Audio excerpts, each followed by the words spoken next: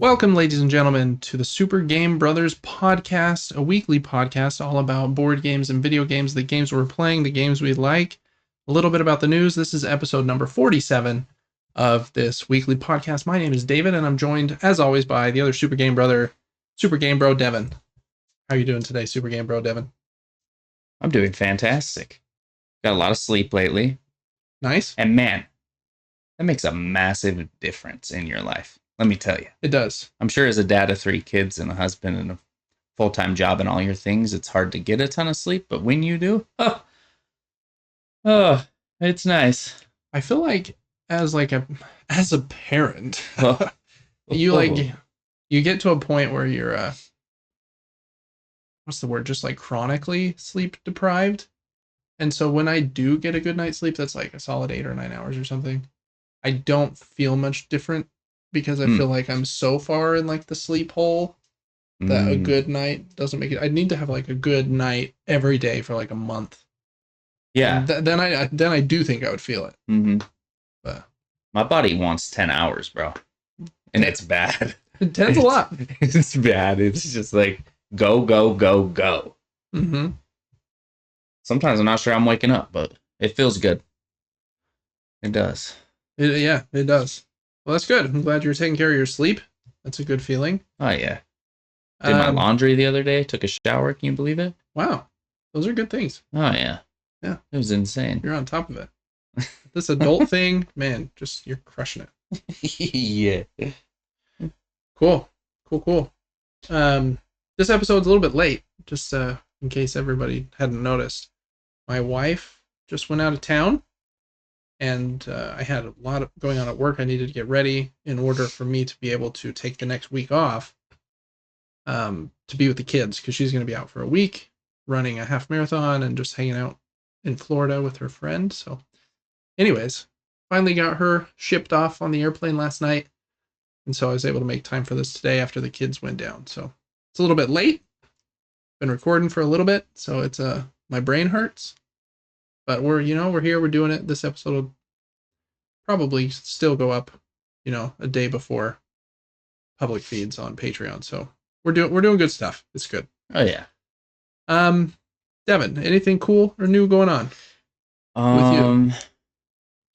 We went to Topgolf on Monday. You went with me. I did, yeah. See, at least your memory works. Well, yeah, I've got Topgolf on the mind because I went Monday morning with you. Then I went Monday night with my group of buddies. And then with one of them who wanted some extra practice, I went again Tuesday night and Wednesday night. Really? So I went 4 times in 3 days. And it was great. I feel like I improved a lot, which that's a good feeling. I feel like the hard thing with golf is you don't get enough practice in a short enough time period to notice you're getting better, unless you like really can. I feel like most people's practice is like 1 bucket at the driving range before we play. Mm-hmm. And then if you play like once a month, like from a month later, man, you're gonna be terrible. Or whatever. Yeah. Uh-huh. So playing back to back days, and I feel like you can focus on certain things and start to see bits of improvement. It was cool. So I forgot what Topgolf was like. It's fun. We were treated like kings over there. What would you like to drink and eat? Oh yeah. And I'm gonna be here to take care of you if you need anything, and here's the games you can play. I was like, oh shoot, okay. Yeah, it's a fun place. I really like it. I think I would rather have like a subscription to a golf simulator place because you just get more data like on your swing path and speeds and stuff. But there's something really fun about Topgolf and like hitting the ball and actually seeing it fly the whole distance. Mm-hmm. And it's like less pressure. It's just fun. It's a good place. I like it. I hope that I kind of mooch off of my friend's platinum membership, and I hope to be a platinum member myself one day because that'd be fun. Oh, heck yeah. They do have some annoying blackout times, like Thursday afternoon and Friday afternoon and Saturday afternoon. You can't go. So those are pretty rough. cutoff times. Hmm. But Monday, Tuesday, and Wednesday, you have the full day. So I don't know. It's really fun. Love golf. Super into it right now. We were hitting balls just today into a net in a backyard. That net has like this kind of like nylon target thing that hangs down in front of the net, so you can like aim for specific areas on it. And that puppy's loud if you hit that bad boy with like a hard swing. Oh, really? I swung my driver into it like 7 times, and Oh, you're brave. I feel like I'm really vibing with the driver right now, which is. What did you change? Because on Monday you said you couldn't hit it. I did. Yeah. See, that's the improvement after 3 days.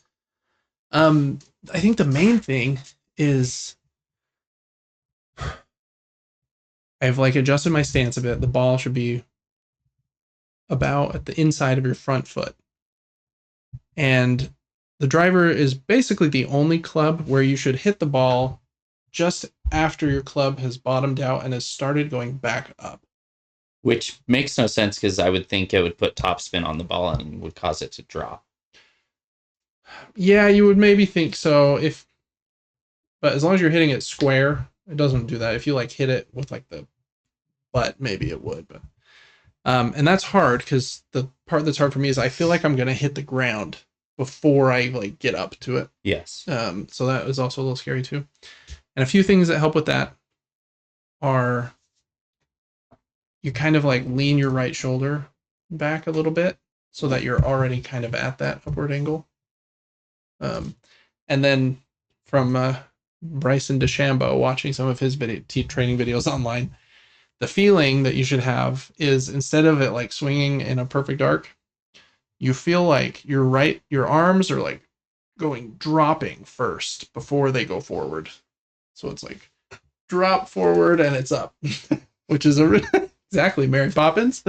So yeah, I've been crushing that, which has been fun. It makes a big difference. Like if your shot off the tee goes 250 yards, then like your next shot is just so much more manageable because it's like 150 foot. Yep. Or a yard, 7-8 iron or whatever, instead of like, okay, now I've got to hit a 3-wood or a hybrid and just pray that I can hit it 250, Mm-hmm. So I don't know. It's been fun. I love it. Golf. So fun. It's also really fun when you can go for free and your friends are paying for everything. Yeah. I like Topgolf. There's kind of a judgment-free zone in a way. It's more of a fun outing instead of everybody sucks. Like if you go bowling, you're not expecting everyone around you to be pros. Yep. It's just fun. It's exactly like bowling. But if you go specifically to a driving range, you got people thinking you might be super good, and then that's true. Yeah. And then you almost hit them with your ball, and they realize you're not. Mm-hmm. Yeah, I do like that. There's less pressure at the Topgolf. So. Yeah, man. Oof. I'm so excited for golf season this year. It's going to be fun. I've talked about golf a lot lately, though, so I'll spare you too much more golf talk.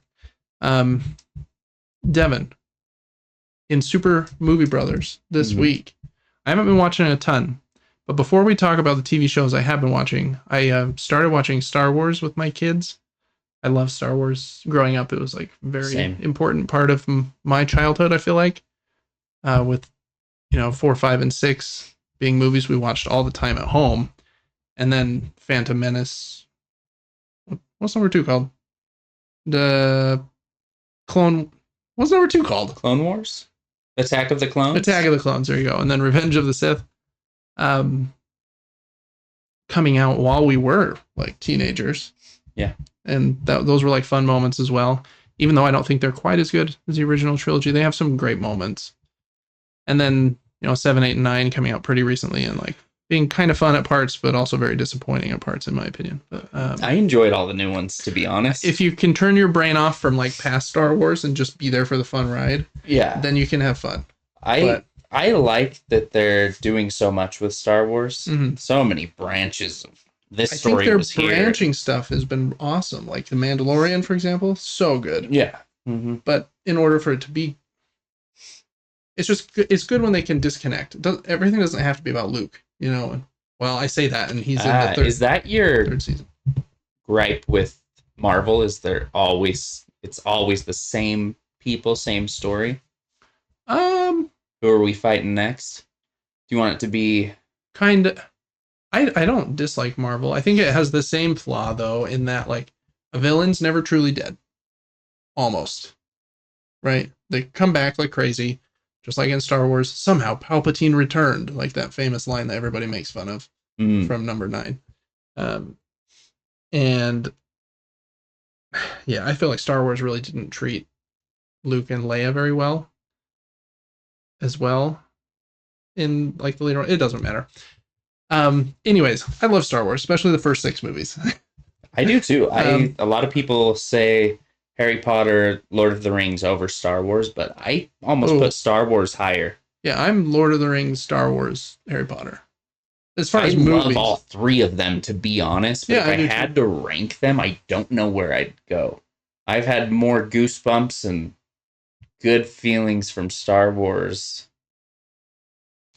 as almost any of them. But there's so many good moments in Lord of the Rings that you're like, it's hard. Am I crying? Definitely.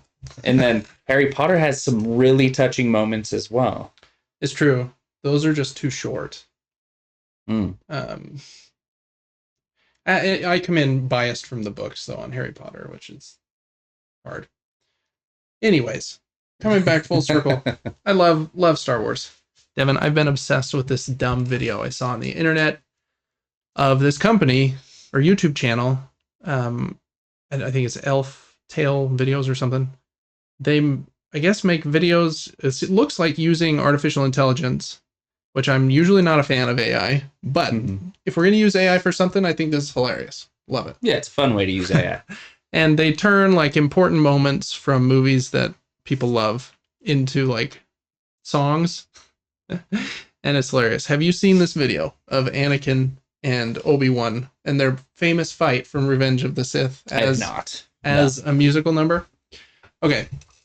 For audio listeners, I hope this comes through okay. For video listeners, I am going to pull it up just because I think it's funny. We'll be giving this YouTube channel a view. I don't think they'll care, hopefully. So I'm going to switch over to the screen really quick.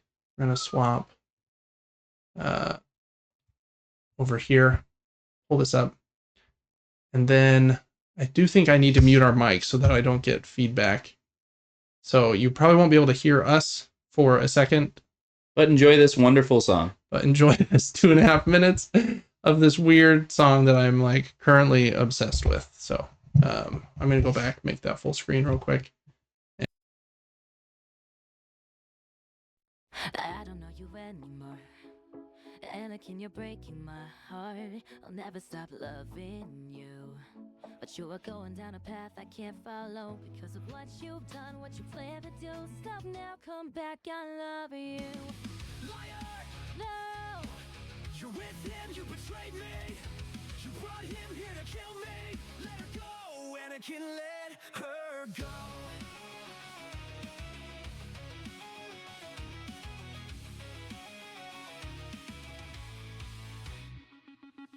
You turned her against me.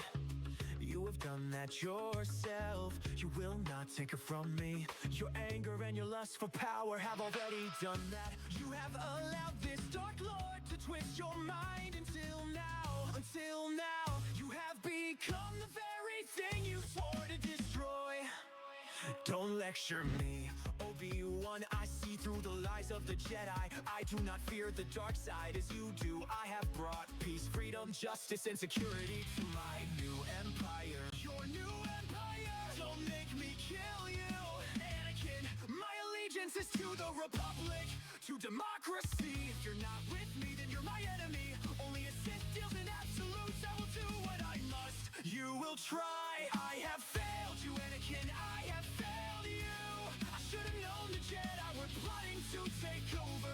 Anakin, Chancellor Palpatine is evil. From my point of view, the Jedi are evil. Well, then you are lost.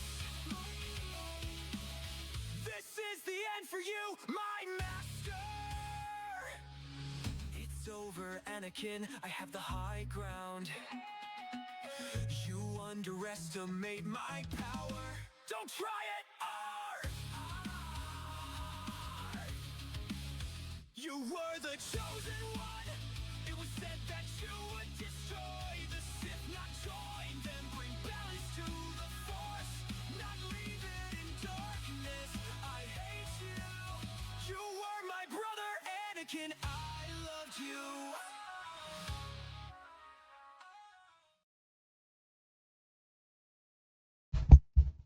All right, I think we're unmuted now. Yeah. I love that. It's been stuck in my head like all week. I've just been singing random parts from it. That was truly amazing. I need to watch this Lord of the Rings one now that just auto started, but man, some people are just so clever, and I think they probably had to write that song, and then they just used some like video AI to make like change the movie scenes a little bit to fit their song or whatever. If they wrote the song themselves, which I hope they did and didn't like use AI for that as well, but so cool. Just so funny. I've been seeing it all over social media right now, and I just love it. Lacey, my wife, after we watched it, she was like, "Wow, that like kind of slaps." I had goosebumps at one point. I know, it's pretty good. So it was that video that made me want to watch Star Wars again right now. So probably gonna do that because of this video. But that was just kind of a silly intro to Super Movie Brothers that I just wanted to make the world aware of, because I think that is worth being aware of. Other than that, I've been watching a couple things, Devin. Did we talk about the finale of Beast Games last week? Yes. We did. Okay, so I won't bring that up anymore. I did finish the first season of Severance with Lacey, and we are now all caught up on season 2. So, other than today's I guess it was yesterday's episode. I haven't watched that one because my wife was getting on her airplane, and I'm waiting for her to watch it. But I think that's the best show on TV right now. It's amazing. Really? So good.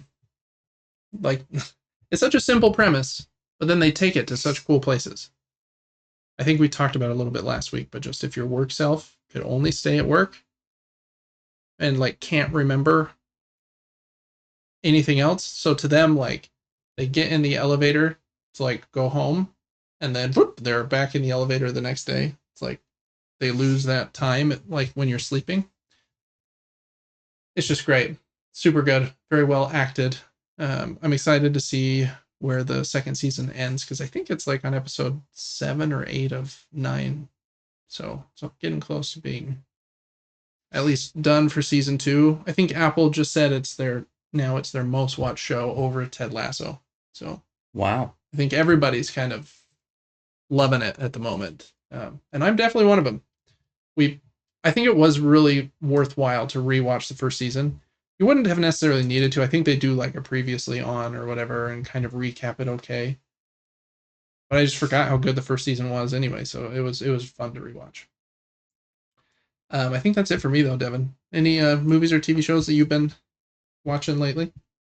Oh, for sure. I started the new Sonic. Oh, We've got Nosferatu on Peacock. Sonic is on Paramount, and the new season 3 of Reacher, is on Prime. Oh yeah, I want to watch Sadly, they only released 3 episodes, and then it's going to be weekly. So many of these platforms started following Netflix of like, we released the whole thing immediately. Oh, I had an entire night planned. I had snacks. Episode 3 ended, and it suggested other shows to me. I was like, wait a minute. Yeah. What do you mean? I think so many of them have switched now to the weekly thing. It just keeps people talking about their show for longer.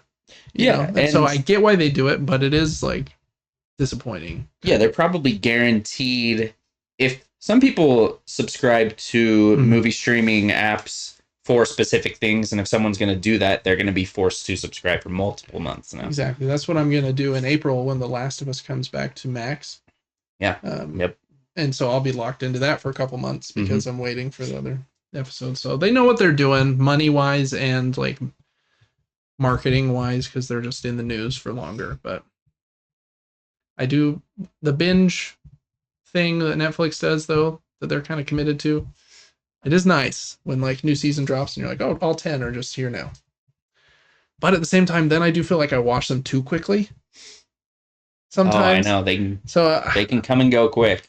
Whereas like if it's a week, between and you like get some time to sit and think about like each episode a little bit more. I do like that. I wish that they would do like one every other day or something. That Yeah. But that doesn't help their bottom line with financials as much as once a week does. So I don't think they'll ever do that. But Sadly. yeah. I watched 2 other movies. One was called Don't Let Go. Super interesting. This guy kind of ends up being like a time traveler and stops the murder of his niece. Okay. Or that's his goal, at least. It was interesting. And then there's another new show. What was it called? On Netflix. Both of these were on Netflix. To Catch a Killer. Okay. It's got her in it from in Divergent. Yeah. It's pretty dang good, to be honest. She's very, very good at picking up clues, hints, stuff. So she's very aware. That's all I'll say. I won't spoil it, but it was good. Worth a watch. I was entertained by both of those movies. I don't know that they were like groundbreaking or that amazing. They were movies, not TV shows. Yes, I almost always choose movies. I like to come to a conclusion. Yeah. Quickly. I agree. Movies are easier. I actually watched one more. Not to cut you off. Anything else you wanted to say? Okay. I watched The Gorge with my wife a couple nights ago. I really like Miles Teller, and I like Anya Taylor-Joy. Is that her name? Anya? Yeah. As well. But I think I like Miles Teller more. And so with the both of them, and it kind of seemed like a fun premise, but they have to stay in these, like, what'd you call that? Like a sniper, like, hideout for like a year. And there's this gorge between them. And they don't really know what they're there for. And there seems like there's some creatures down in the fog in the gorge, but cool premise. I thought some of it was visually cool. And I feel like both of them acted as good as they could in this movie, probably. I didn't love her Russian accent or whatever it was. She did an okay job with it, but I feel like just knowing that she's not Russian, like just kind of maybe that's a me thing. But I did think the writing was terrible. The dialogue, especially, was oh man, some rough dialogue in that show.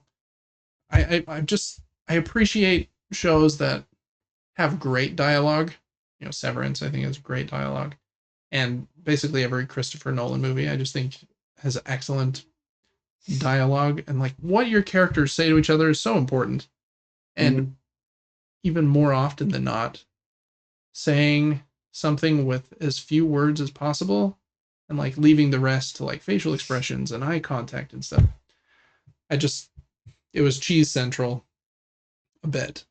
And so about halfway through the movie, my brain kind of turned off and I was like, we're going to finish this, but I don't really like it. I'd give it like a 5 out of 10. It was like, meh. Yeah, I like who was in it. There were some parts where I was chuckling a little bit, just cringed slightly. I was like, oh man, no. Yeah. No. But no spoilers. I was entertained enough as well to finish it. So. Yeah, I was as well. Like no part of it was like truly awful. And again, I thought the premise was cool. I just wish they did more with it. Yeah. I don't know. That's probably the last movie I think that we watched though. So I think that's going to do it for our intro and Super Movie Brothers this week. There's 2 more things I wanted to just go over real quick. First up, we always do a little shout out to our Patreon. This is how we keep the lights on. Let me go back up to the screen. And yeah, our Patreon is where we post this podcast, and you can write into the show and get our episodes, as you can see here, at least 3 days early, usually, on our Patreon by supporting us over there. You can follow the Patreon completely for free. But if you do support us at different levels, you get different perks, like being able to write in, get the episodes early, name in the credits and stuff. So please check us out over there. That's patreon.com/supergamebrothers. We have all 47 of our episodes there. Also, excuse me, my voice going away for a second. We like to do giveaways from time to time. It's been a little bit since we've done one. But I wanted to do kind of a bigger one this time. So started a new giveaway. Just started today. Please join the giveaway. This giveaway is going to run through July. So it's like first half of the year, kind of. And then we'll do like a second half of the year one, I think. This one is a bit bigger than the monthly ones we've been doing. So it's going to be a board game bundle, a big box full of games. I have at least 5 that I'm going to put in there, as well as like this Pandasaurus dice tray. I think I have an open one, and I have a couple more that are sealed. So, dice tray, 5 games. If you're looking to get into board games, I think these are like good starting points. You got Disney Lorcana, which is super hot right now. Or Calcum and Kiro are both like good kind of midweight games, and then District Noir and Splitter are like pretty nice like entryweight games. I especially love District Noir. It's excellent. So cool box of games. I do think that, and those games would probably go for like $150 ish. Yeah, I don't know. If you don't want the video games, or if you're out of the country, which would make the shipping for us like very expensive, we'll probably just send you an Amazon or Steam gift card instead for $100. So, anyways, kind of a big one, a cooler, bigger giveaway. So make sure to join it. You can join it at supergamebrothers.com. Here you can also visit our Patreon. Join the giveaway right here. Pretty simple. All you have to do is basically join our email newsletter, and we don't send very many emails. It's like 1 a week. Just like, hey, these are the new videos we put up this week, kind of thing. So there is that for first half of the year. Cool.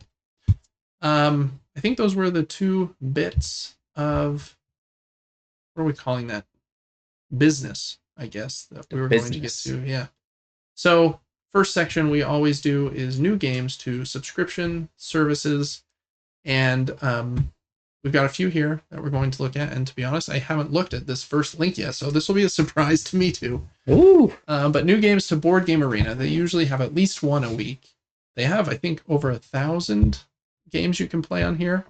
Love Board Game Arena. It's really great. King of Tokyo Duel, a 2-player version of King of Tokyo, just came out. What date was this? On the 21st. That was yesterday. King of Tokyo is super popular. It's kind of a Yahtzee variant as well, where you're like rolling dice to do attacks with these big monsters. This dual version, I think, just came out last year, and I don't think it's supposed to be excellent.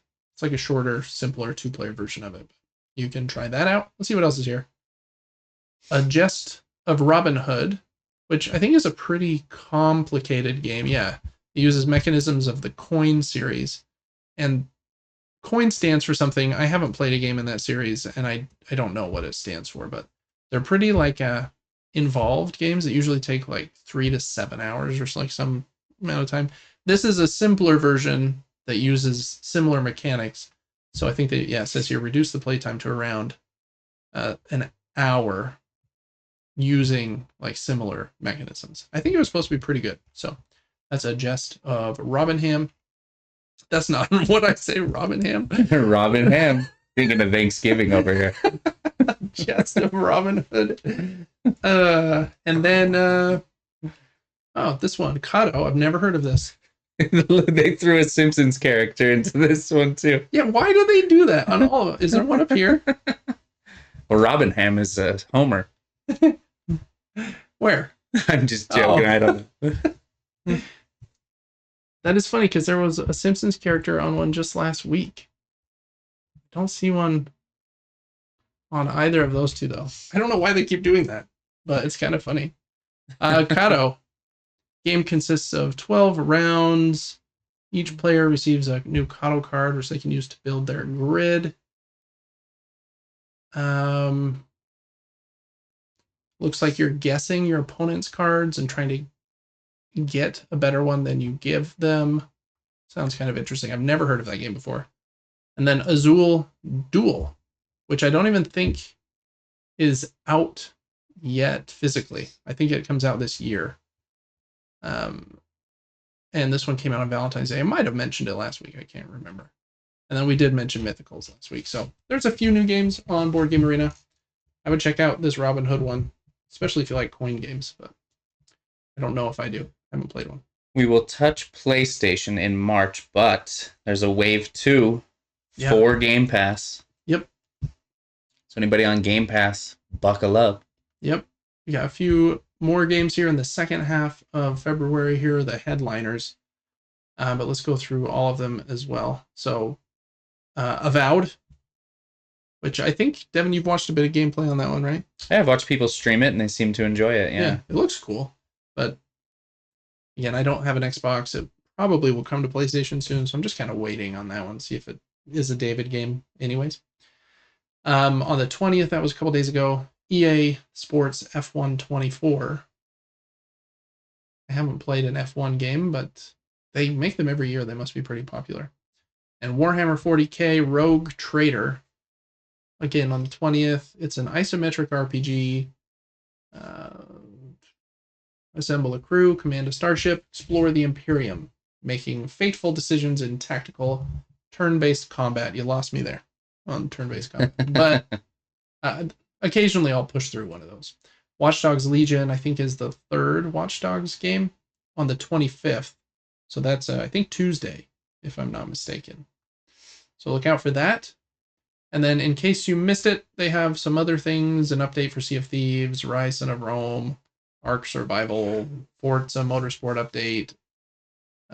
Anyways, I think all of those are just little add-ons. So a few more games, second half of February 2025 for Game Pass. We got 1 or 2 for Epic Games as well.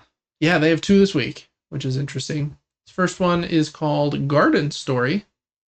Looks like it's already in my library. And it says, unify a broken community as the newly appointed guardian of the grove. Traverse a vibrant island to combat invasive rot, inspire its inhabitants, and rebuild your home. You won't have to do this alone. Fruity friends await, ready to lend a hand. Ooh, I like that pixel art, to be honest. Yeah, it's kind of clean. Kind of looks like Stardew Valley a bit. I imagine they're kind of going for a similar vibe since that game has sold like 40 million copies or something. So, anyways, Garden Story, add that to your library. And the other one is a game that I've thought about playing a few times, Devin. I think we have it on PlayStation. So I'd like to try it. But World War Z, I think, is a multiplayer kind of zombie shooter, which I think would be pretty fun. Has it reviewed decently? I think it reviewed okay. You know, kind of Left 4 Dead vibes, but probably a little more jank than Left 4 Dead. But I don't know. I think that could be pretty fun. This Aftermath line, I don't think was always in the game, so it must have gotten like a big update or something. Yeah, it says it's the ultimate co-op zombie shooter and the next evolution of the original hit World War Z. Interesting.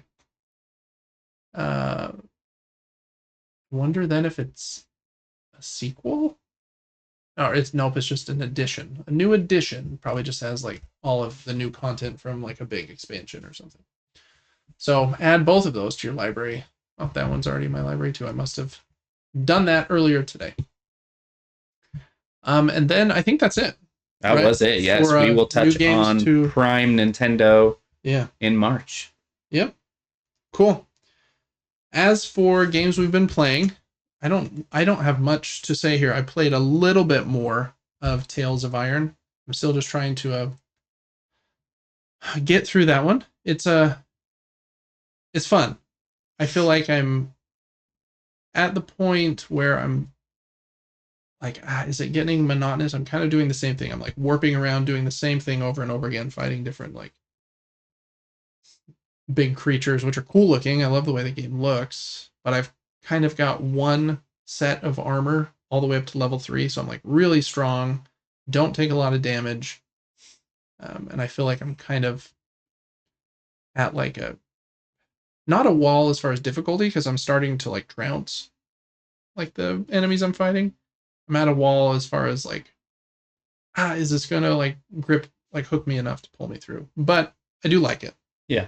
So that's kind of my update there. I did play one more thing. I'm just gonna Google it real quick. I only played it for about 2 hours, so I don't have a lot to say, but I started a game last night called Killer Frequency on PlayStation. It's on PlayStation Plus Extra, so it's just kind of included in my subscription, and you play as a radio DJ or like host who's like putting the new tracks on and like taking calls from people that call into the radio station and stuff. And it's pretty fun. You have to like manage like you like grab the vinyls, put them on, like adjust the volumes for like the vinyl or the tape player, or talk to people on the phone, and you can like choose different things to say back to them. And then somebody calls in and said they've found a dead body, and the dead body is the sheriff of the town. And so people are calling in, and you're getting like details about this serial killer and what is happening through the night, kind of secondhand from people calling in. And some people will call in multiple times, and so you've kind of got like a recurring story with them. It's kind of clever and fun. At the end of the second hour, again, I was kind of waiting for like, this is clever. I like the idea, but is there like more of a hook? It'd be nice if you like left the studio and pursued the killer. Yeah, maybe you do eventually. That'd be cool. I haven't gotten to that point yet. I'm just gonna look up really quick while we're here. Killer frequency, how long to beat. I just want to know like how long the game is, because that will probably make a big difference in if I decide to continue. Main story 5 hours. Okay, so I'm probably getting close to halfway. Main and sides, completionist, all styles. So, anyways, that's not too bad. I might try it out. Like I said, it's included on PlayStation Plus Extra, I think, in the game catalog. So, it's kind of fun if you like a serial killer vibe. But again, at least in the part I'm playing, I haven't seen him, other than in one flashback at the beginning of the game that shows you like how to pick stuff up, like the 45-second tutorial. You kind of see him for a second, which seems like it was you playing as a different character before you take over as the radio host. So, cool idea. We'll see if I finish it or not. So that was kind of a curveball I just threw at you, Devin. But no, I liked it. It doesn't look like your genre of game, so it's definitely not, at least at this point, it's not like very scary. Like, because you're just talking to people and like tinkering with the radio station. It isn't scary, really. Yeah. I like halfway horror where I'm not like dreading it's walking eerie. around a corner. It's eerie, but not like, wow, this is making my skin crawl. You know? Yeah. But we haven't been playing too much in video games. I have dabbled in the new season of Apex Legends. Just been playing ranked. Yeah. Hard stuck gold. The game's got issues. It seems like maybe there's some cheating going on, maybe a little bit, Ski. Really? Some things just don't make sense. Like, bots and how stuff? did I die that fast? Like I was just full health and now I'm not. Interesting. But super fun. They're constantly updating it. It's rumored that they are releasing a 2.0 version of the game by the end of the year. I've heard that. And so that could be cool, kind of a reworking of a lot of things that drive people nuts. What are the main things that drive people nuts? Just curious. I don't really know. I haven't played consistently enough to know what people's complaints are, but that's just kind of the vibe you feel from others. it's a dang good, difficult battle royale. And it has like good movement mechanisms and aiming. Like it feels good to aim and like move and run and slide and zip line and stuff. So I think it has a good base. Mm-hmm. Yeah. And shout out to Caleb. He told me I could do this podcast today if I let everyone know he has a 2.0 KD in Apex Legends. So that is impressive. I think mine was 0.2. Yeah, mine's like 0.4 for this season. I'm like, oh man, it's bad. It's a hard game. It really, really is. Especially, That is all for me. We did play a board game though earlier today. We did, and we recorded it. If you want to see our playthrough, which I thought was a lot of fun, we'll talk about it a little bit more here. But I'm actually going to go down to the table. I think that would be a better way to show this. So let me do that. We'll click on table only, so you won't be able to see our faces for a minute, but that's okay. We played this game, which looks like a lot here. This is called Marvel Dice Throne Missions. Dice Throne is a game where it's kind of like a mix between zombie. Got World War Z. And Robinham. Between Yahtzee, where you're rolling dice and you have up to 2 re-rolls to try and get the dice roll that you want. And then like slight card play. You have a deck of cards based on the character you choose. So in this scenario, I played as Miles Morales Spider-Man, and usually in Dice Throne, you're playing against one other person. So I'd be playing against Devin, who played as Black Widow. And then we're trying to, whoever's health goes down to 0 first loses. So you're just trying to more strategically play cards in order to like adjust the values you rolled or mess with your opponent's dice, deal damage, use your character's unique abilities. Like Spider-Man has a combo ability that will let him do a second attack immediately, or web, which makes it so you can't defend the next attack that hits you. And Black Widow is like putting bombs all over the place and likes to upgrade her board quickly, it seems. So the characters are all very different. There's like 30 something characters now. I had all of them at one point, but I've shrunk my collection a little bit on purpose. I only have the Marvel set now. So I have 8 Marvel characters. The new portion of this game is the portion up here. This is called Marvel Dice Throne Missions, and it takes what is a 1v1 primarily game and turns it into a cooperative game where me and Devin were working together. Our character pieces are up here on the board, you can see.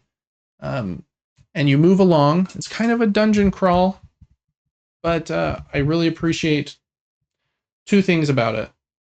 I think really help it, at least to hit for David, more than other dungeon crawl games have. First, it's really easy to set up. You choose a mission. There's 20 of them. So we chose this Dr. Octopus one. You unfold this trifold board, which are actually really big and look awesome. They have great artwork on them.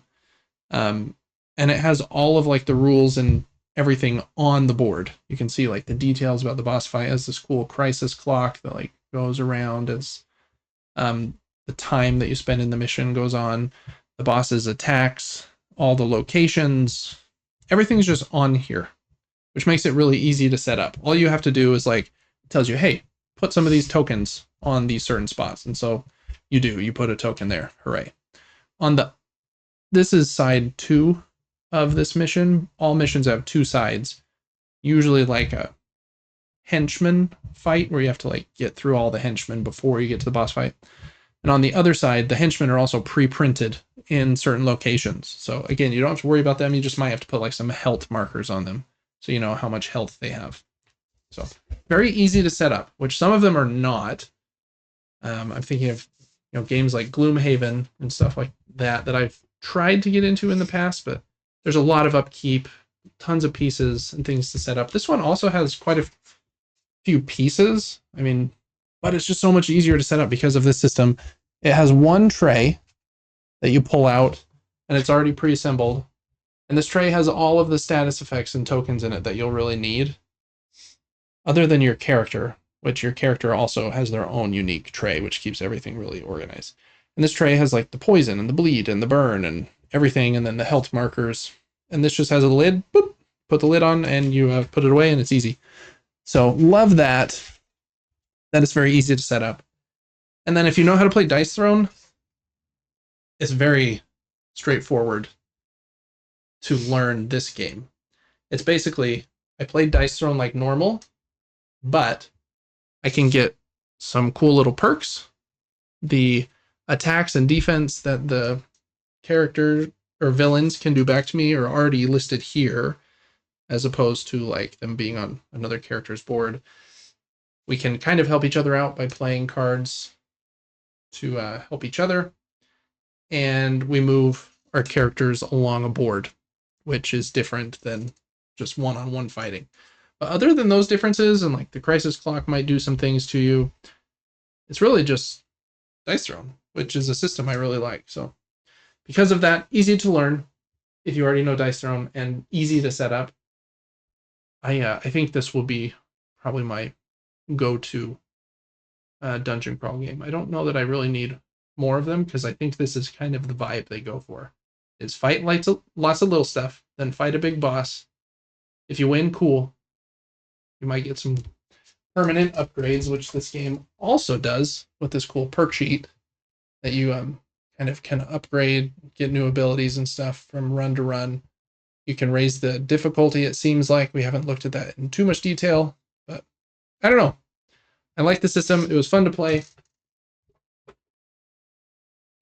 I don't know. Anything else you would want to say about it, Devin? I just kind of did an overview, but no, at it this was point, perfect. I really like it. I agree. I like how easy it was to get into. I also think it's a perfect system, as most of us know rival villains. And so it's kind of fun to go, oh, who do I have? Marvel villains. Did I say rival? Because of Marvel rivals. Oh my goodness. That makes sense. Marvel villains. So you know the villain, and it's kind of exciting to see who you're going to fight next. Yeah. When I play this again, I want to use almost the most simple character on my end and see all the mechanics the dungeon can throw at me. We were able to cheese this dungeon section pretty easily by staying away, as the dungeon henchmen didn't have ranged attacks and that type of thing. I almost want to nerf myself slightly until maybe boss 2 is much harder. Yeah, maybe. Because it's not so much of a learning point. But I really enjoyed it. It was nice to not have to go against you. We were just working together, and just an easygoing, simple game. Like, I didn't even really have to listen too much to your teach, because I had played Dice Throne before, and it just adds a couple mechanics that are easy to understand. And the big, beautiful board was so fun. When we flipped over to the boss, I was twice as excited as I was in the dungeon. I was like, okay. And he's definitely, like, he hits harder, has more abilities, and he throws out these critical tokens that hurt you more if you're there. So yeah, it's cool. I really, really liked it as well. Another thing I'll give it props to is in trying to stay fast, it lets the players take their turns at the same time. So, like, at the beginning of the player's turns, you move. So we can all just move basically anywhere you want, as long as there's not something blocking the path you want to go down. And if two players want to go to the same spot, then whoever is, like, the first player of that turn and has this token gets to, like, make the decision. But I don't think you'll usually run into that issue too much. So, and then we're both, like, taking our normal Dice Throne turns, upgrading cards, drawing, getting combat points, spending them, deciding what attacks we're going to go for, rolling our dice, and doing up to 2 re-rolls, and playing cards to maybe alter those at the same time. Because if I had to, like, wait for you and then me go, that would have made that probably not twice as long, but probably 1.5 times. Oh yeah. Yeah. And I think that would be a bummer, because you could even play this with 3 or 4 players, and I don't think it would add any time. Yeah. Yep. Right. You would just have more negative effects from the crisis clock, basically. Yeah, more negative effects. We'd start with less health each. So I don't know. It might be a little bit harder because each character has fewer health. But then you got 4 people wailing on a mech. Yeah. So I don't know. It might make it too easy a little bit. I'm not sure. But I do like that simultaneous is cool. So probably play with somebody that you've taught Dice Throne before, just so that you don't have to, like, babysit every turn that they do. But yeah, it's really, really cool. Really like it. The Dr. Octopus mission is cool. I love Spider-Man villains, so, like, him and Green Goblin and Mysterio are all in there, and they look very cool. Some of the others I don't know as much about, but, like, Thanos, and I don't even remember Scarlet Witch, and some of the others I was aware of too, and they look cool. But some of them are very obscure, like that weird pterodactyl Sauron dude. I've never seen him before. But anyways, really, really like it. Not usually a fan of cooperative games, not a fan of dungeon crawlers, but because this one is a Marvel universe that people generally know, and it uses such a cool and, like, tried and true Dice Throne system, I'm in. I'm down. So, anything else, Devin, that you want to say about it? I guess this is the only other thing I haven't kind of covered here. You can recruit these cool allies. They're these big tarot-sized cards that are other Marvel, like, protagonists, and then they can help you with the fights as well. We both recruited one and then never used them. Yeah, we kind of forgot they were there. But I think it's just because the mission was too easy for us. Yeah, if that ended up being difficult, more difficult towards the end, I think we would have relied on allies tremendously. Yeah, I think I would have exhausted magic and tried to get a different one. So I don't know. Maybe they'll come more into play in the next mission, because I think I was skimming the rule book while you walked downstairs for a second, Devin, and there is a pretty simple way to bump the difficulty up. And so doing that will maybe help us use the allies a little bit more, because I think they're cool looking cards, like awesome. Yeah, same. But we didn't ever use the ability. So anyways, just something to think about there. But that's yeah, anything else, Devin? No, I think it's fantastic, and Yeah, you should cool. try it. If you like Dice Throne, you should definitely try it. Yeah, I think so too. Especially if you've if you have a person that you like playing games with that doesn't like head-to-head games, I think they would like Dice Throne in this system where it's not the two players against each other. It's, a bit more friendly. So very cool. Really, really enjoyed it. So that's just kind of our first thoughts of Dice Throne missions. I think and hope that we'll play that one a little bit more in the future. All right.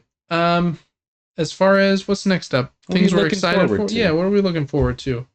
Going back to what are we going to? Screen. For things we're looking forward to, I couldn't think of any video games I'm pumped for that are coming out soon. I feel like about Alan Wake 2. That one, that's a good call out, Devin. I do have it here on the document. The reason is it's half off this week. Oh, and I've heard so many good things about it. It's supposed to be way scarier than the first one, and it's supposed to be really, really good. So I'm thinking about getting it because I want to play it. I am nervous that having never finished the first game, I would maybe not know everything I need to. I've played a bit of it, but not the whole thing. Maybe I could Google that and see if that's important or not. I think it does look cool, and I'm kind of feeling a horror thing right now for some reason. That's what I like to hear. Yeah. So I'm thinking about Alan Wake 2. Other than that one, though, I don't know. That one came out, 6 months ago or a year ago or something, so it's not like it's brand new. Looking at OpenCritic's gaming calendar here, I don't even know that there is anything I'm super excited for. Today's the 22nd. You could play PGA Tour. You're really into golf right now. I am. And as a teenager, I loved golf video games. I think I have PGA Tour 2K24. So maybe I would just try that one for now instead of jumping into a new one. Just expensive. I do buy a lot of games, but I have a hard time buying a sports game that I know that I might like, but I probably won't play it to its fullest. Where I play through all the seasons and worry about stats and stuff. This game, I guess, is just a little note. Tales of the Shire, Lord of the Rings, was just delayed to, I think, July. So it's not coming out on March 25th, as you're seeing here. And other than that, there's not a ton here that's of interest to me. Assassin's Creed Shadows looks pretty cool, but I've bounced pretty hard off Assassin's Creed the last few that I've tried. So unless that one is really different and better. Yeah, I don't know. Might be a little bit of a dry kind of early spring here for me. But I have so many games in the backlog that I'm sure I'll choose something to play. So anyways, as far as video games are concerned, I think that's probably it for me. I do have one board game I actually just bought. When I say that, Devin, what does David buying a board game bring to your mind? Adult finances. Yeah, it reminds me that I said I wasn't going to buy any games this year. Oh, right. Yeah. But this game is one I've thought about for a while. It's not supposed to be amazing, but it's supposed to be pretty good. It has not a great score on Board Game Geek because the rule book in the first edition was supposed to be terrible. Oh. And so people kind of downloaded it like crazy for a bad rule book, even though the game's supposed to be fairly fun. And they released a new version of the rule book that's supposed to be way more useful. So I need to download that and print that. But I did just buy this game. It was on Amazon for $13 and I had a gift card, so I got it for $8. So I don't feel bad for that $8 splurge being the first board game that I've bought in 2025, I think. Wow. So anyways, I don't know that I'll love it, but it does have cool pieces for being a game I got for $13-ish. It has these ship pieces that sit on these like transparent plastic pegs at different height levels, and you're moving around picking stuff up, and in the middle of this board is like this wind flag, and you can't move against the wind, and if you move in the same direction as the wind, it's like free movement.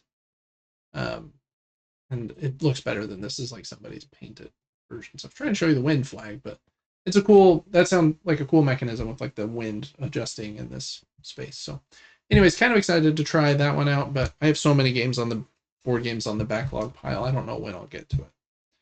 So anyways, that's Windward. Yeah, it looks cool. Yeah. Okay. Now to the news mini nuke. Love it. There's not too much. There's not very much. We got 4 things. Yeah. For video games, I think this next one is probably the biggest. Not very exciting to me necessarily, but Xbox and Microsoft just announced a new AI tool for video games called Muse, and they released a video kind of talking about how it's planning to be used. The main things that they talk about are like it can help with development, and like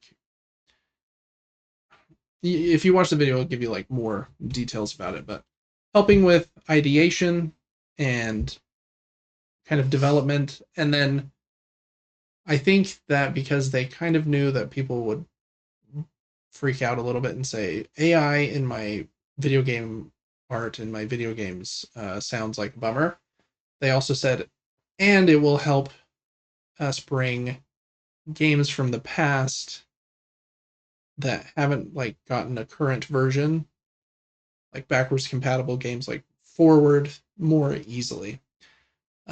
There's been a bit of like a controversy around if that's actually true. Some people have like said, I don't think that will actually do that. I think you just wanted that news beat so that people weren't mad at your AI tool. But anyways, AI is it doesn't seem like it's going away. And so for some reason, I have like a really deep like hate for it. Probably just because I'm a little bit nervous that like it's going to take my job. And if I'm watching Star Wars 10 and made by AI, I don't think I'll really love it. I even think that video we watched at the beginning, the silly Anakin and Obi-Wan singing songs in a microphone to each other, I think the idea and the song for that came from people. They just used the AI to make the voice, like, because they probably don't have like special effects people or knowledge, and they're just like, this would be funny if we made like this video. So I don't know. AI is still like a weird thing to me that I should probably just accept that we need to like figure out good ways to use it. I don't love it in our art, especially because I think art is what makes people human. It makes more sense for it to be in like our math and in our I don't know, things that are not art. But yeah, I used AI for a lot of Twitch emotes and things like that, and I felt like I was kind of cheating the system. Yeah, but it's not like you were selling those for like, you know, like you never know. This is a famous piece of art that I made, and I'm selling it for $69.99 on the PlayStation Store. You know, so I don't know. It's kind of a weird thing. But anyways, that was kind of a big deal. I don't have much more to say about it, but there is a video and some articles if you want to watch that. Next up was just kind of a little tease. It seems like Tony Hawk the game is teasing something for March 4th, 2025. They just had like a remaster collection of Pro Skater 1 and 2 come out like a year or two ago. So this being on March 4th, and everyone kind of assuming that they'll have a Tony Hawk's Pro Skater 3 and 4 collection at some point. Everyone thinks that's what this shortly is. I really liked Tony Hawk growing up. Same. I don't know that that's a series I want to go back to. I think it was kind of a time and place thing. But if you like Tony Hawk, that's probably what that's going to be.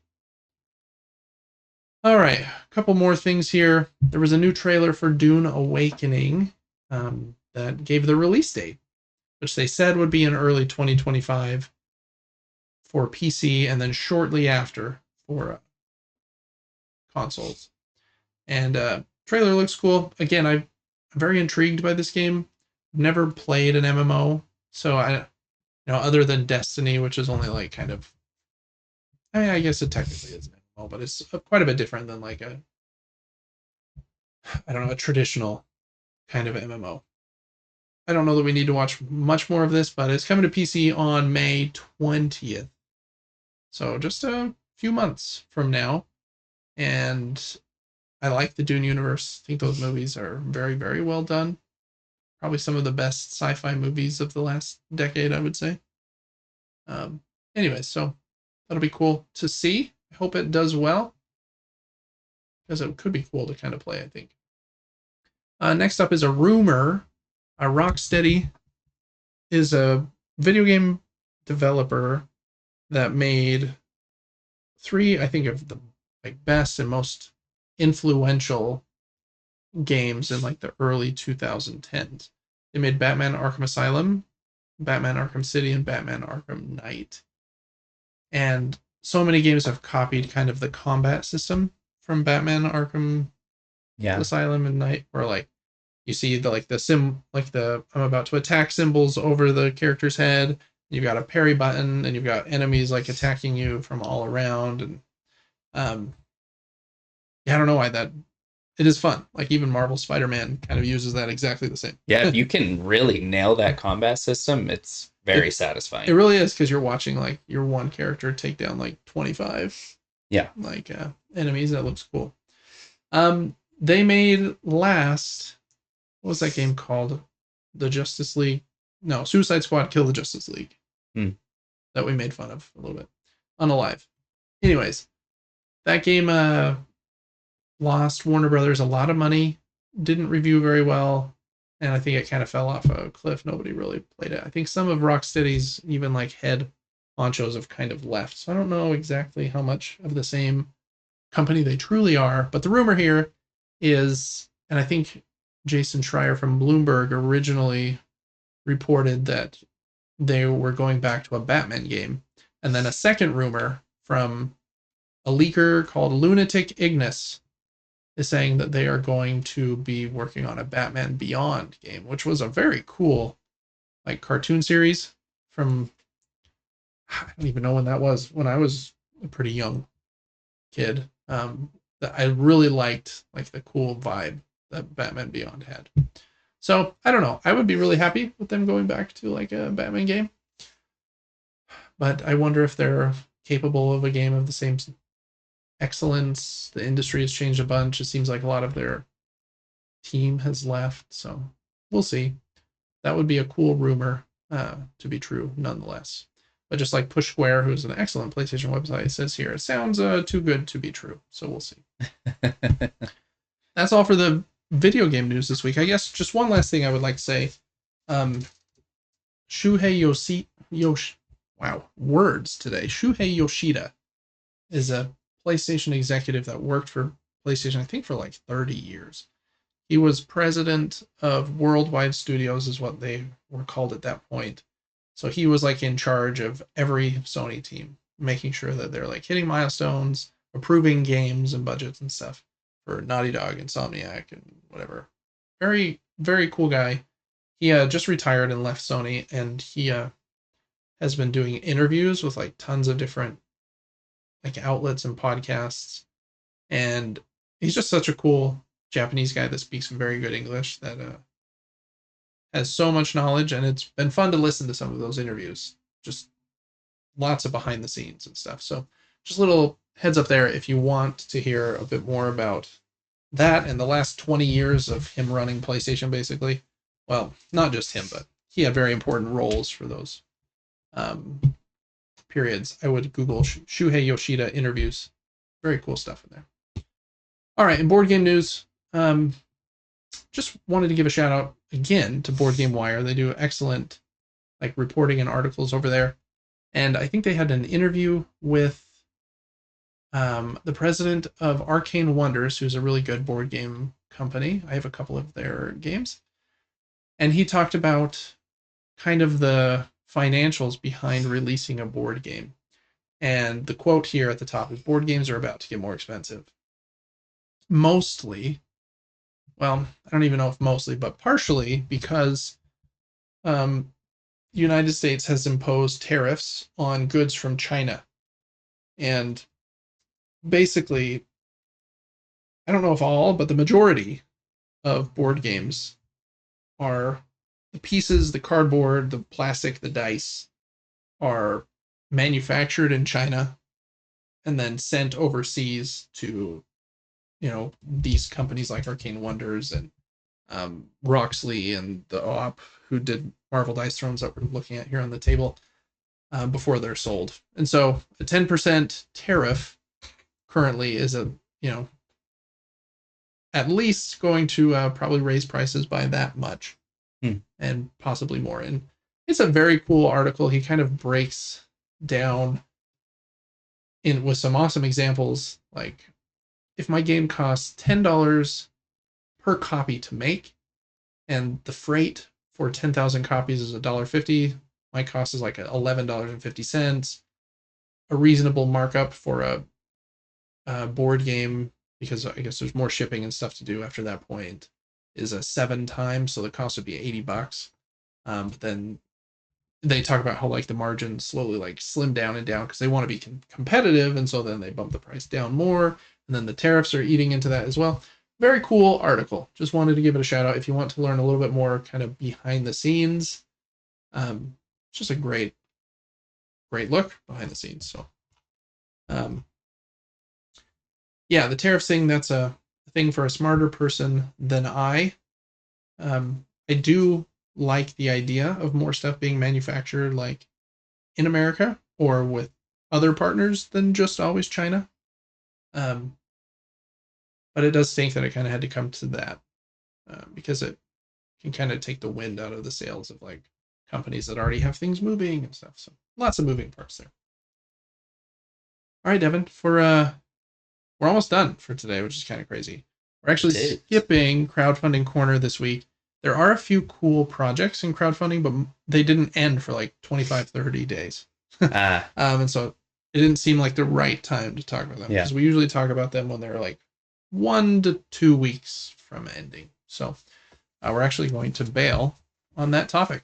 So, Devin, I thought we'd just end by doing the Gamedle again. See if we can get a little further. Yeah, get a little further this time. We'll see if we break our record. Hopefully it saved my record in there. For our audio listeners, thanks so much for listening. We really love you. Probably end it here for you just because so much of this is on the screen and I don't think that really makes sense. But thanks for listening to the weird AI Star Wars song and for listening to us talk about Marvel Dice Throne Missions, which is a very fun cooperative game. We'll see you next week for episode 48. For all of our video people, we're going to do a few Gamedles before we hop off. Probably not too long, but since it's already after midnight, we've been recording stuff for a bit. I'm trying to remember, which did we play? Classic Unlimited, I think. So we're going to click that, start new game. And, all right, our max streak is 14. Oh, man. That's pretty high. I don't know that we're going to beat that. Oh, I guess I do need this keyboard if we're going to do this. Let me make sure our faces are on the screen so everything's working as it should. Yeah, we should be good. Okay. All right, can we guess the video game with only a portion of the cover unblurred? I don't know this one, Devin. Looks like a saloon down there on the bottom left. Yeah. Saloons, I think of like Red Dead Revolver, Red Dead Redemption. I think of trains for some reason. Yeah. Let's just for fun, we're gonna try Red Dead Revolver. I don't think it's Redemption 1 or 2, so we'll just try Revolver. Nope. Okay. Oh, we got like a mine cart and a head of a ox. Or what is that? I don't know what that animal is. Is it a bull cow? Man, this is a tough one. Oh, this is tough. I have no idea. It looks like they might be having a shootout. What's another Western style game? Any guesses? I have no clue at all. We're gonna Western. We're just gonna throw out an Indiana Jones for some reason. That like there were a lot of like early ones. I feel like. Let's go here. Guess. Nope. Okay. What is that thing in the background? Is that another hand or like an alien? What? That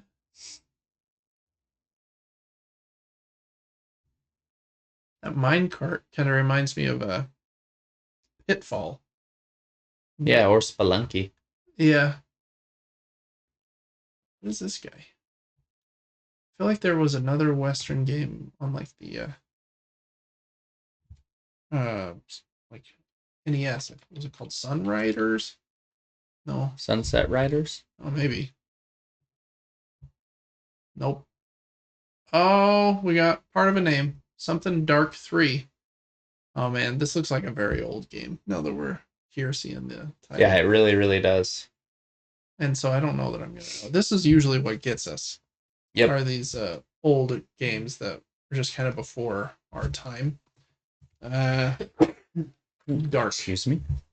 Alone in the Dark 3. Absolutely. I got it. 1994. There's a pin. I'm glad that didn't show up. Yeah, I would have been very confused seeing that mountain lion. Yeah. All right, cool. Can we guess the video game with only a portion of the cover unblurred with Yamaha and Red Bull in there? Seems like it would be some sort of like a bullet bike racing game? Yeah. Maybe? What do they call that? I don't know. Motorbike. Motorsport. There's got to be a name for like those motorcycle races. I'm sure there is. I feel like it's right on the tip of my tongue, actually. Because F1 is like with the cars. What do they call it? Yeah, it could be that. What else has like Red Bull sponsored? I feel like they sponsor like the extreme like mountain biking, where they're like jumping over canyons and stuff, and like snowboarding and extreme sports. But that does look like the front tire of like a motorcycle. That's what I'm thinking too, yeah. What do you call it? MotoGP? Oh, heck yeah. No, no way. I guess that's what that is called. MotoGP. Year 2000 on PlayStation 2. All right, it's 2 in a row. Devin, can we guess the video game with only a portion of the cover unblurred? And can you believe I played this game for the first time last night and we just talked about it in the podcast episode? This is Killer Frequency, baby. That is so weird. If it's not, I'm going to be very upset, but I'm fairly certain that's the same That is picture. Unbelievable. Wow. Crazy. What? We just talked about that in this episode. What? Crazy. Oh, I've seen that guy. Okay. Can we guess the video game with only a portion of the cover unblurred? I've seen that guy's face before. I think it's like maybe having like The Simpsons or something. I don't know. Deponia? Deponia? It's like some weird. Oh. I mean, there's no way. Deponia. Uh-huh. Oh, man. How? Can we guess the video game with only a portion of the cover unblurred? Birthday Party. Yeah, it looks like. Tetris Party. What's the name of the game with like you move the bar at the bottom and the marbles bounce up? Pong? And you're like hitting the bricks. And you have to clear all the bricks. Oh, well. I feel like Brick it's had Breaker. quite a few names. Yeah, Brick Breaker I think was one of them. Let's try that. Brick Break. Nope. It has another name. And it's... Oh, it's going to drive me nuts. There's even one with Mario in it. Oh, maybe Mario's in this one. It's not Gradius, is it? I don't think it is, but I'm going to try. Is it just Tetris? That's what I'm wondering, if it's just Tetris. Yeah. Tetris I Birthday. think it might just be Tetris. Oh, it's not. Oh, yeah. See, it looks like Brick Breaker. Oh, yeah, it does. What know what that was called. It's Breakout. I think it's called Breakout.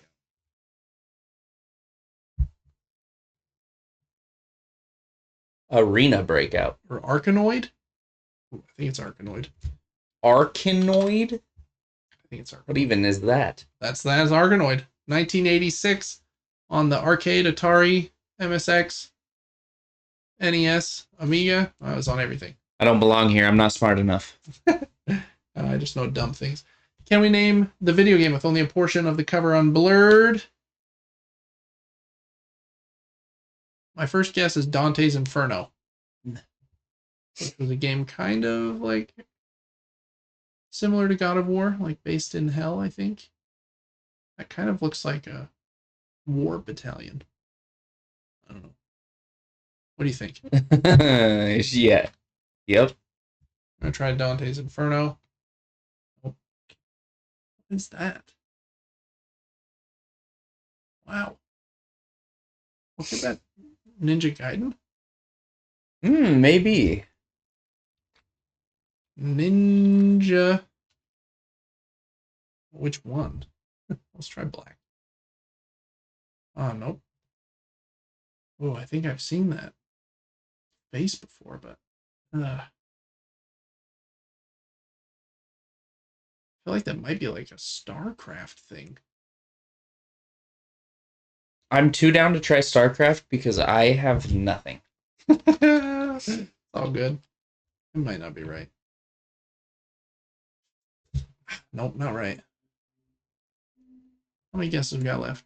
Just one. Let's use our one-time clue. Show me the clue. Starts with the G. Gartic. Garlic? Gothic. It's gotta be Gothic. I'm pretty sure it's Gothic. I think that is a series because I remember they're bringing it back, I think. Gothic.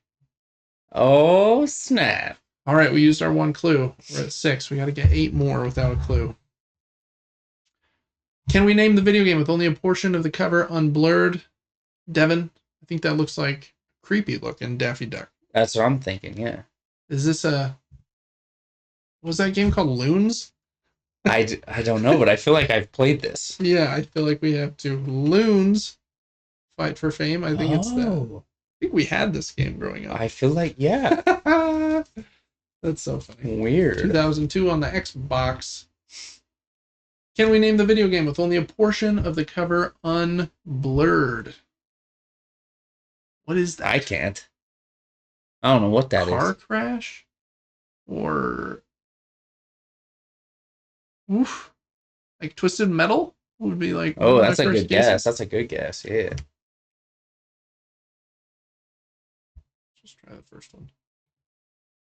Nope. Grid. Ingrid Awakening. Grid. I feel bad just like searching that word because it like helps out. Yeah, it really does. Grid Awakening. Can't think of a video game that ends with grid. Dark Grid. Dark. The Dark Grid. Nope. The Dark Side.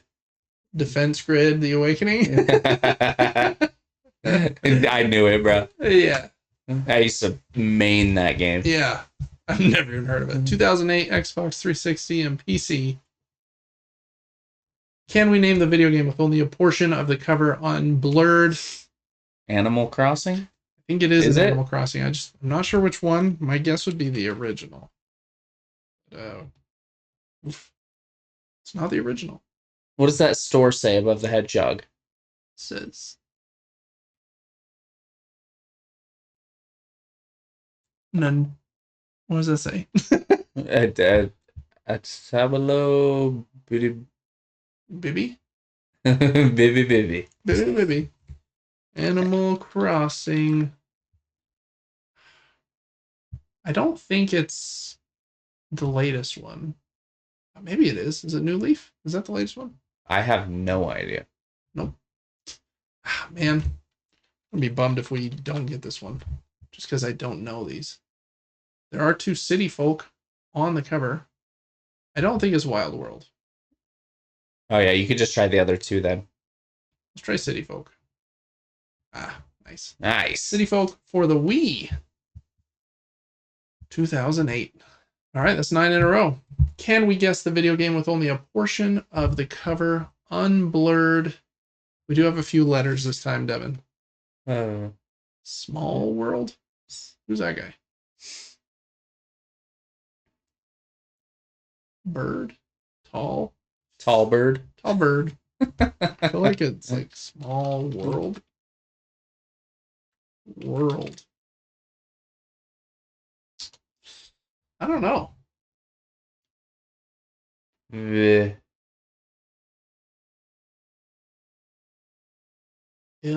Isle. Ball.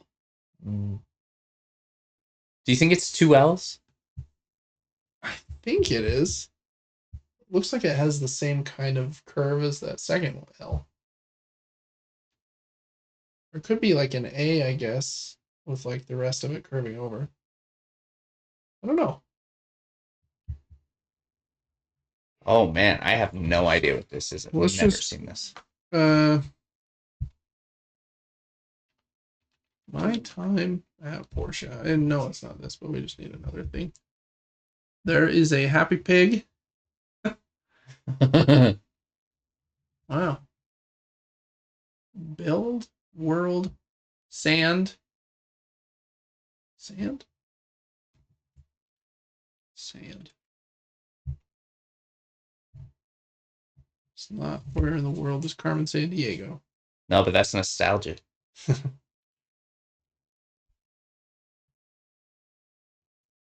lot of them with world in it.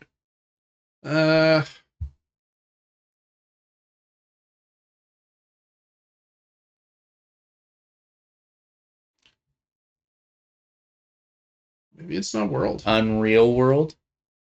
That was one. Yeah.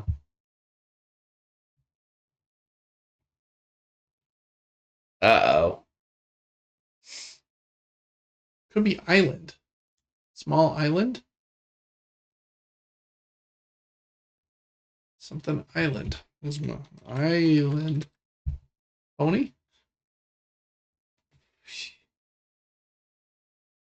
Coral? Coral? Oh, it's got to be Coral, right? Oh, yeah. Love that game. Yeah. 2023, it's on PS5 and Xbox. I've never heard of that one. All right, can we guess the video game with only a portion of the cover unblurred? This is Los Perdidos. Looks like a Call of Duty type shooter. Or a zombie game. Or zombies, yeah. Yeah, you're right. Could be zombies. Resistance. I don't know. It looks like it takes place in like Mexico or something. Ah. What's one that takes place in Mexico? There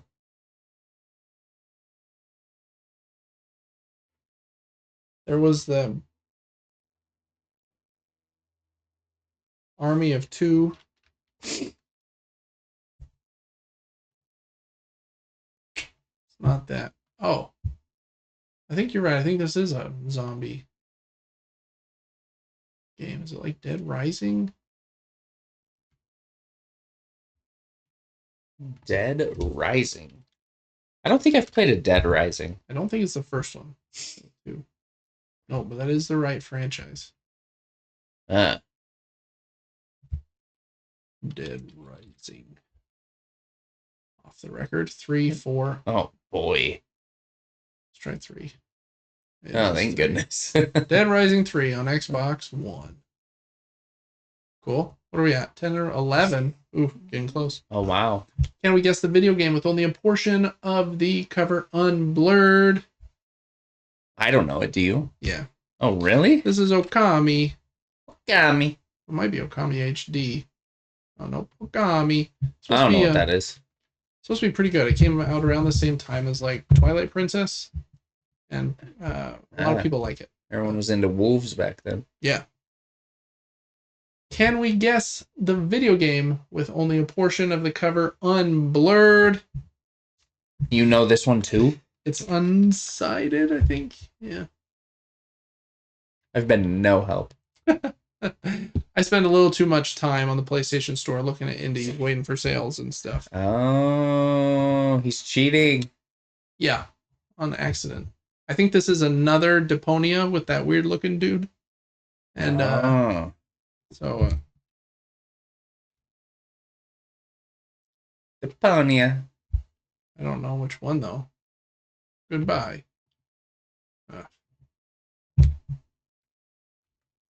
Chaos on Deponia. What? There's some weird games in the world. Can we guess the video game with only a portion of the cover unblurred? Let me zoom in on that section. I think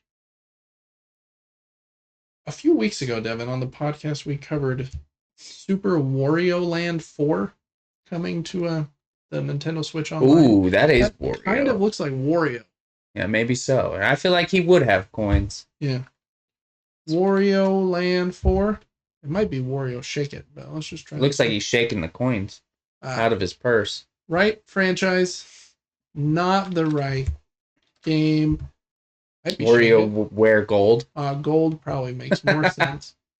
Oh no. It's Wario Land something, isn't it? Yeah, it's probably Shake It, right? Yeah. It is. That's our new streak of 15. No thanks to me. Hey. I'm here for it though. Can we guess the video game with only a portion of the cover unblurred? You know this one? No. You do? I do. I own this game. It's a great VR game. This is super hot. Oh. Super hot. That game was fun. But I think that newer one that you have is more fun. Pistol Whip. Pistol Whip? Yeah, I agree. Can we guess the video game with only a portion of the cover unblurred? We got a letter. We got a W and a sad mosquito. Picture World. I wonder if Pencil World. Picross has like Picross. Picross? Oh, there's no Picross in here. Wow. Okay. Well, I might not be much help then. It looks like it could be World. You might be right. What are these in the world of stencils? Yeah. They're all like weird animals. Looks like a Grimer.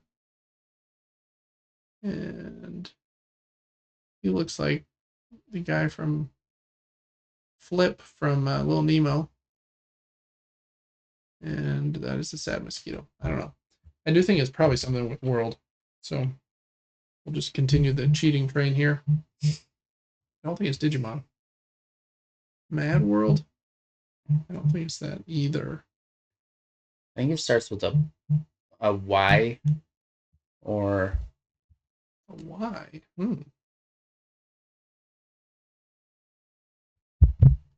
Maybe. We just need to get or an R. Did we just get Unreal World a minute ago? I don't. We tried it, but it was wrong. Oh, okay. This Yokai World. Yokai Watch, which I think was. Oh, it did start with a Y. Yeah, you were right.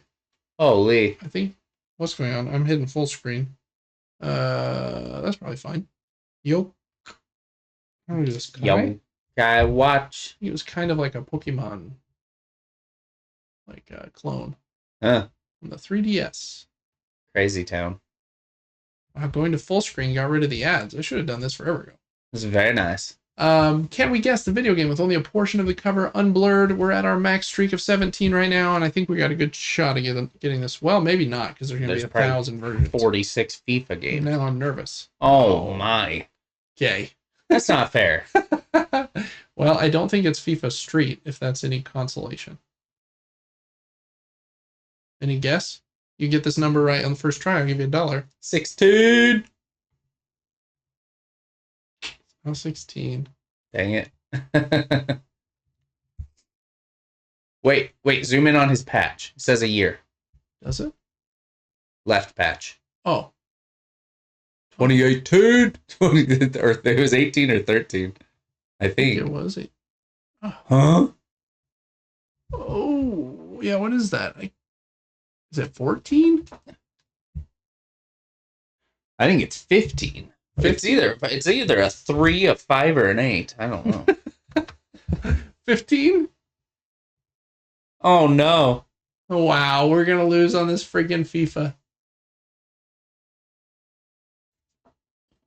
And of course, this section right here is the only section they didn't show us.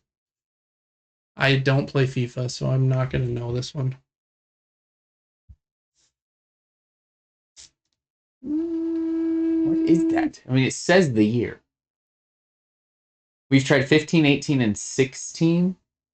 Yep. Let me see if I can zoom a little bit.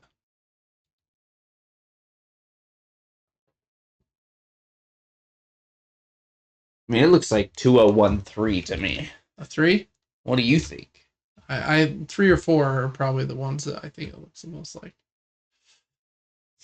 Here we go. Moment of truth. What are we doing?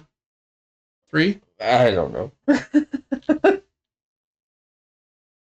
FIFA 20? 20! Oh, okay. So we got really stuck on that. Because that was definitely not 20. That was a 1, not a 2, right? Oh, it was FIFA 20 released in 2019. So maybe that said 2019. Okay, yeah, that could have been it. All right, Devin. Well, we got our new highest streak. I think that'll probably do it for today, for this episode number 47 of the Super Game Brothers podcast. Thanks so much for watching. And we will see you next time for episode 48, which puts us about a month away from, what's that called? From a full year. So, yeah, it's been great. Thanks so much for watching. See you next week. Till then, bye.